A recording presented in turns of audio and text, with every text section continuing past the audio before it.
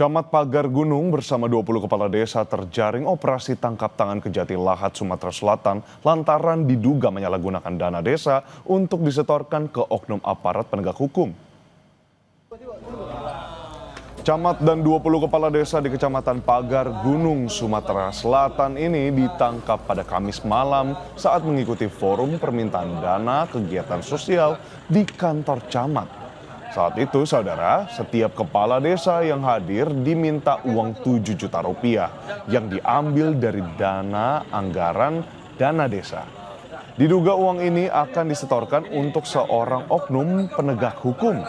Dari penangkapan itu, petugas menyita uang tunai sebesar 65 juta rupiah. Terkait OTT ini, Kejati belum menetapkan tersangka. Uang yang diberikan oleh para kepala desa terindikasi dari anggaran dana desa yang masuk dalam lingkup keuangan negara. Para penyidik kami masih mendalami dugaan aliran dana kepada oknum penegak hukum serta akan menelusuri sudah berapa kali praktek seperti ini terjadi.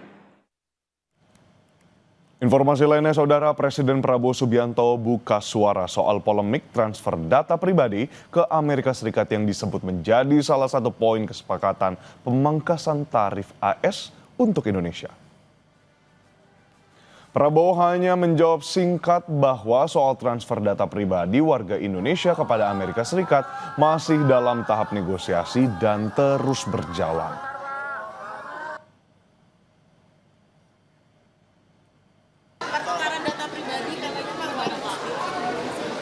Apa itu? Ya nanti itu sedang di negosiasi masih jalan terus. Ya. Hah? Tadi singgungnya Hari lahir PKB, Pak. Kan sudah tadi pidato saya. Yuk dengar, oke? Yuk. Sementara itu, Ketua DPR RI Puan Maharani menanggapi soal transfer data pribadi yang disebut menjadi salah satu poin dalam kesepakatan dagang antara Indonesia dan Amerika Serikat. Ketua DPR Puan Maharani mengingatkan pemerintah untuk menjaga dan melindungi data pribadi masyarakat dalam kerjasamanya dengan Amerika Serikat. Puan menyebut Indonesia sudah memiliki Undang-Undang Perlindungan Data Pribadi atau UU PDP. Ia juga menambahkan pemerintah harus menjelaskan soal hal tersebut.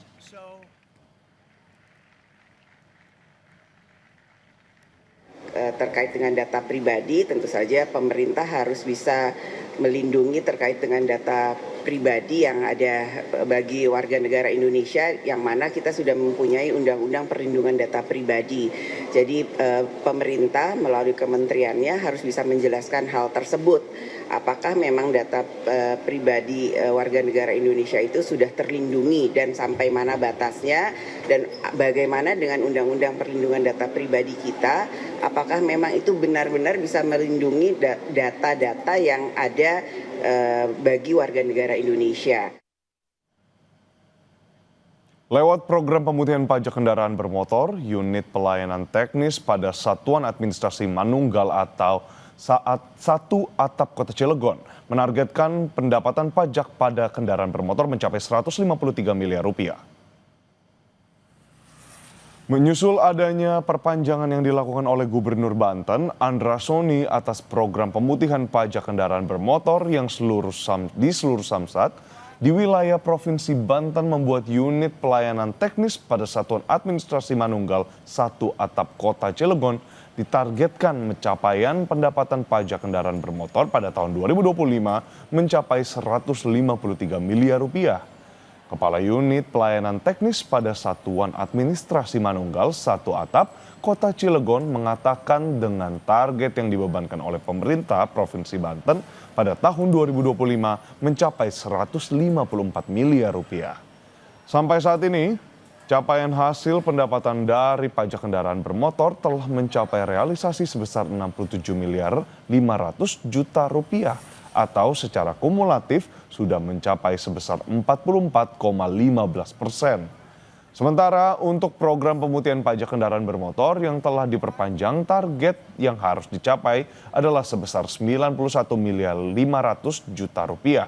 Telah terrealisasi sebesar 46 miliar rupiah. Total target keseluruhan yang dibebankan Provinsi Banten ke kita adalah sebesar untuk Samsat Tugon sebesar 153 miliar 022.557 ribu. Kita sudah secara keseluruhan sudah mencapai realisasi sebesar 67 miliar 500. Secara presentasi sudah 50,39%.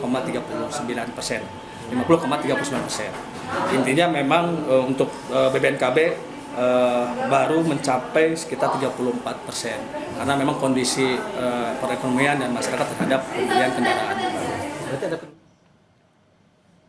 Usai jeda akan ada informasi seorang nenek berusia 67 tahun yang menjadi juru parkir di Surabaya viral karena menarik tarif melebihi aturan.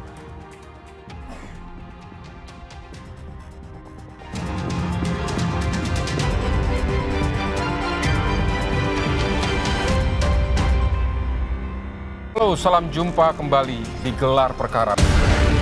Kriminalitas terjadi bukan tanpa sebab.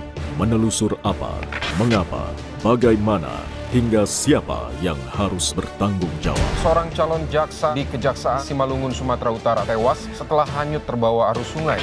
Kami telusuri setiap unsur